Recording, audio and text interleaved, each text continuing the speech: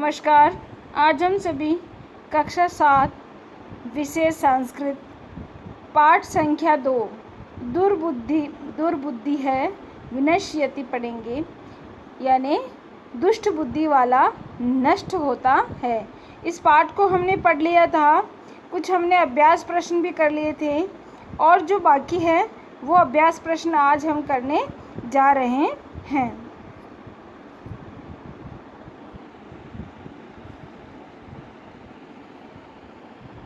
हमने पूर्ण वाक्य उत्तर ये सब कर लिया था, यानी पूरे वाक्य में उत्तर देना है, ये हम कर चुके हैं। प्रश्न संख्या 6, घटना कर्म अनुसारम वाक्यानि लिखत, यानी घटनाक्रम के अनुसार वाक्यों को लिखिए, ये करना है आज हमें। सबसे पहले देखिए, कूर्मः हंसयोः सहायता आकाशमार्गेण अगच्छत्। नंबर 2 पे है, पौरः अकथन् वयं पतितं कूर्मं खादिष्यामः। आगे, कूर्मः हंसौ च एकस्मिन् सरसि निवसन्ति स्म। आगे देखिए, केचित् धीवराः सरसतीरे आगच्छन्।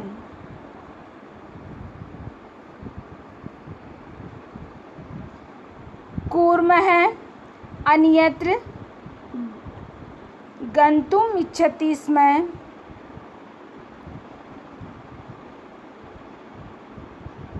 लम्बमानं कूर्मं दृष्ट्वा पौरः अधावन्।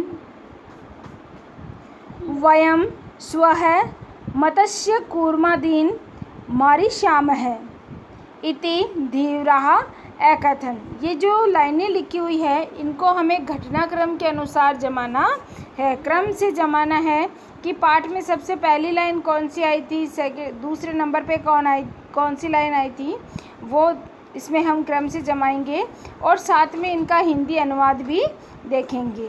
तो इनका उत्तर इस प्रकार होगा। सबसे पहली लाइन होगी, कूर्मः हंसौ च एकस्मिन् सरसि निवसन्ति स्म, यानी कछुआ और 2 हंस एक तालाब में रहते थे। कछुआ और 2 हंस एक तालाब में रहते थे।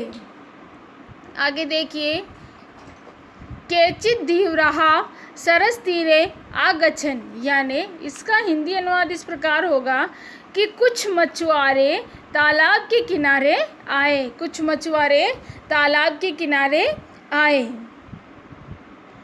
वयं स्वः मत्स्य कूर्मादीन् मारिष्यामः इति धीवराः अकथन्। और तीसरे नंबर पे ये लाइन आएगी, इसका हिंदी अनुवाद इस प्रकार होगा कि हम कल मछली कछुआ आदि को मारेंगे। किसने बोला ये?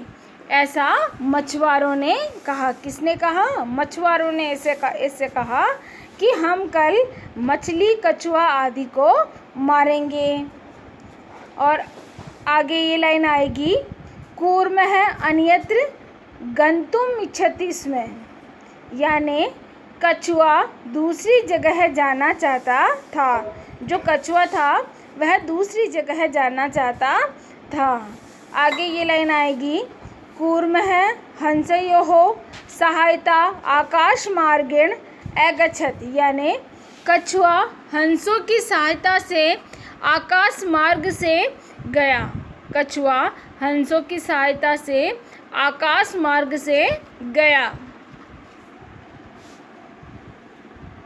लम्बमानं कूर्मं दृष्ट्वा पौरः अधावन्, यानी लटकते हुए कछुए को देखकर कस्बेवासी दौड़े या नागरिक दौड़े। पौरः अकथन् वयं पतितं कूर्मः खादिष्यामः। कस्बेवासियों ने कहा, हम गिरे हुए कछुए को खाएंगे। हम गिरे हुए कछुए को खाएंगे। आगे, कूर्मः आकाशात् पतितः पौरेः मारीचत यानी कछुआ आकाश से गिर पड़ा और कस्बे वासियों द्वारा मारा गया या नागरिकों द्वारा मारा गया। तो इस प्रकार ये जो लाइनें हैं वो क्रम से इस प्रकार आएगी, जिससे सबसे पहली लाइन आ जाएगी कि कछुआ और 2 हंस एक तालाब में रहते थे। अगली लाइन यह हो जाएगी कि कुछ मछुआरे तालाब के किनारे आए। उसके बाद में ये लाइन हो जाएगी, हम कल मछली कछुआ आदि को मारेंगे, ऐसा मछुआरों ने कहा। अगली लाइन इस प्रकार हो जाएगी, कछुआ दूसरी जगह जाना चाहता था। आगे, कछुआ हंसों की सहायता से आकाश मार्ग से गया। आगे, लटकते हुए कछुए को देखकर कस्बे वासी दौड़े या नागरिक दौड़े। कस्बे वासियों ने कहा, हम गिरे हुए कछुए को खाएंगे। कछुआ आकाश से गिर पड़ा और कस्बे वासियों द्वारा मारा गया, या फिर हम कह सकते हैं नागरिकों द्वारा मारा गया। इस प्रकार ये क्रम से वाक्य हमने जमा लिए हैं। अब हम प्रश्न संख्या 7 देखेंगे। मंजूषातः पदानि चित्वा रिक्त स्थानानि पूरयेत्, यानी कि मंजूषा से शब्दों को चुनकर रिक्त स्थानों की पूर्ति कीजिए। रिक्त स्थानों की हमें पूर्ति करनी है। जैसे ये जो लाल अक्षर आप सभी देख रहे हैं, ये सभी रिक्त स्थानों की इसमें पूर्ति की हुई है, तो हम सीधा इसी को पढ़ेंगे। जैसे एकस्य वृक्षस्य शाखासु अनेके काकाः वसन्ति स्म। तस्य वृक्षस्य, अब पहले जो रिक्त स्थान है उसमें क्या आ जाएगा, कोटरे आ जाएगा। जो लाल दिख रहा है आपको, लाल शब्द लिखा हुआ है, वही रिक्त स्थान की पूर्ति हो रही है। वही रिक्त स्थानों की पूर्ति में जो लाल लाल शब्द आपको दिख रहे हैं, यही रिक्त स्थान में आए हैं। तो इसमें क्या आ जाएगा, तस्य वृक्षस्य कोटरे एकः सर्पः अपि अवसत्। तो इसमें क्या आ गया, पहले में कोटरे आ गया। क्या आ गया, कोटरे आ गया। काका नाम अनुपस्थितौ सर्पः काका नाम शिशून् खादति स्म।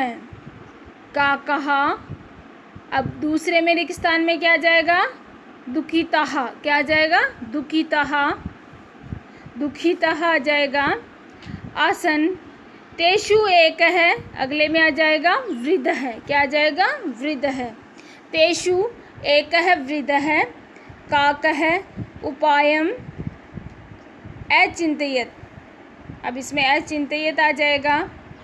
वृक्षस्य समीपे जलाशयः आसीत्। अब इसमें समीपे आ जाएगा। तत्र एका राजकुमारी स्नातुं जलाशयम् आगच्छति। शिलायां स्थितं तस्याः अभयारण्यम् आदाय एकः काकः वृक्षस्य उपरि अस्थापयत्। राजसेवकः काकम् अनुसृत्य वृक्षस्य समीपम् अगच्छन्। तत्र ते तं सर्पं च अमारयन्। अतः एवोक्तम् उपायेन सर्वं सिद्ध्यति। अब इस प्रकार हमने रिक्त स्थानों की पूर्ति की। जैसे सबसे पहले रिक्त स्थान में कोटरे आ गया था, दूसरे नंबर पे सर्पः आ गया था, तीसरे नंबर पे दुखितः आ गया था, चौथे नंबर पे वृद्धः आ गया था, पांचवें नंबर पर अचिंत्यत आ गया था, छठे नंबर पे समीपे आ गया था, उसके बाद के अंदर जलाशयम आ गया था, उसके बाद में आदाय आ गया था, और उसके बाद में वृक्ष आ गया था। अब इस पैराग्राफ का हम हिंदी अनुवाद देखेंगे कि एक वृक्ष की डालियों पर अनेकों कौए रहते थे। एक वृक्ष की डालियों पर अनेकों कौए रहते थे। उस वृक्ष की कोटर या खोखले कह सकते हैं, उस वृक्ष की कोटर में एक सर्प भी रहता था। कौओं की अनुपस्थिति में सर्प कौओं के बच्चों को खा जाता था। कौए दुखी हो गए थे। उनमें एक वृद्ध कौए ने उपाय सोचा। वृक्ष के पास ही तालाब था। वहाँ एक राजकुमारी नहाने के लिए तालाब पर आती थी। एक कौए ने शिला पर स्थित उस राजकुमारी का आभरण लाकर वृक्ष के ऊपर स्थापित कर दिया। राजा के सेवक कौए का पीछा करके वृक्ष के पास आ गए। तब उन्होंने उस सर्प को मार दिया। इसीलिए कहा गया है उपाय से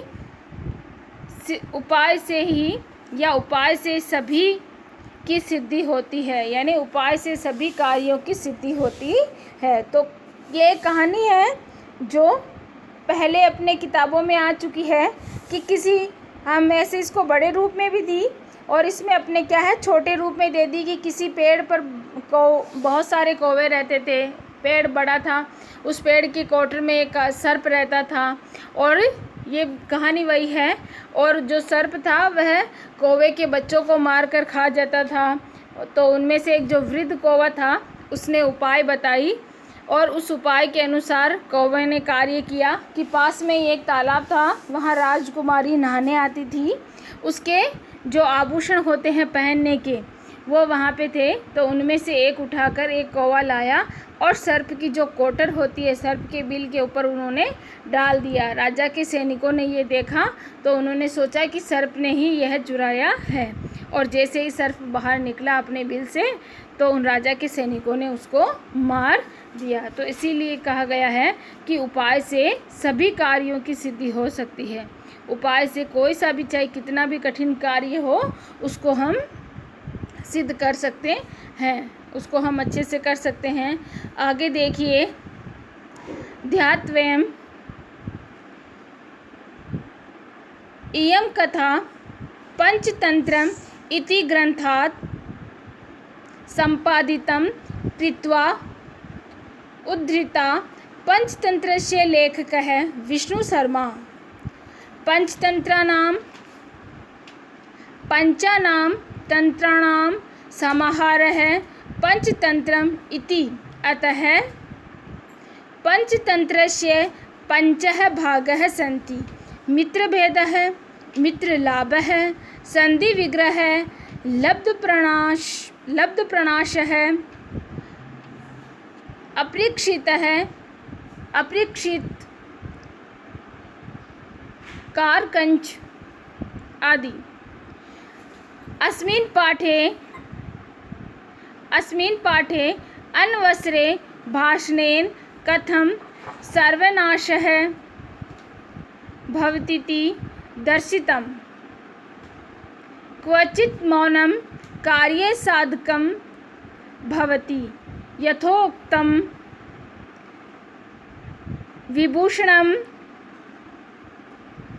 विभूषणं मौनं पंडितानां, यानी मूर्खों ही शोभते तावत यावत किंचिते भाषते। अब इन सभी का हिंदी अनुवाद भी नीचे दिया गया है जो हम यहाँ देख सकते हैं। जैसे यह कथा पंचतंत्र ग्रंथ से संपादित करके ली गई है, उद्धृत से ली गई है। पंचतंत्र के लेखक विष्णु शर्मा है। पांच तंत्रों का समूह है पंचतंत्र है। इसीलिए पंचतंत्र के 5 भाग है। मित्रभेद, मित्रलाभ, संधि विग्रह, लब्ध प्रणाश और अपरीक्षित कारक। इस पाठ में बिना अवसर बोलने से कैसे सर्वनाश हो जाता है यह बताया गया है।